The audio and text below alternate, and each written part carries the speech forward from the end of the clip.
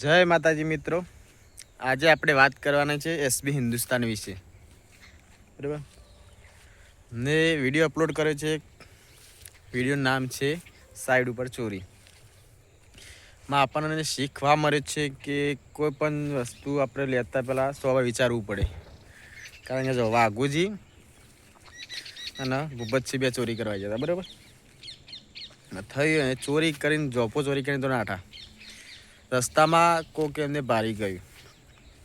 જોપો ત્યાં રસ્તામાં મૂકીને દોરીને જતા રહ્યા. ત્યાર પછી બે ભૂવા આવતા હતા, જેમ કે હરિભા અને ફૂમતાજી. તો એમને રસ્તામાં લાલચ જાગી કે આ જોપો વેચીને આપણે 2,000 લઈ લઈશું, બરાબર. તો વાસ્તામાં થયું એમ, જોપો ઉપાડીને તો એ ગયા, પણ જોપો લઈ જતા રસ્તામાં જે સાઈડવાળા હતા ચોકીદાર અને મફુ કાકો, એ સામે જ આવતા હતા. એ ભારી ગયા.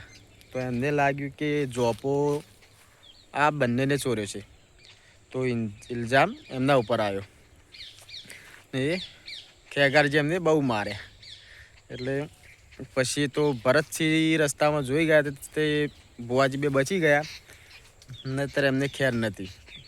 એટલે આના પરથી એક જ આપણે શીખવા મળે છે કે રસ્તામાં જતા હોય કદાચ તો કોઈ પણ વસ્તુ હોય તો વિચાર્યા વગર એને લેવી નહીં. બસ આટલું શીખવા મળ્યું વિડીયોમાં. તમે પણ જરૂર જોજો. ધન્યવાદ.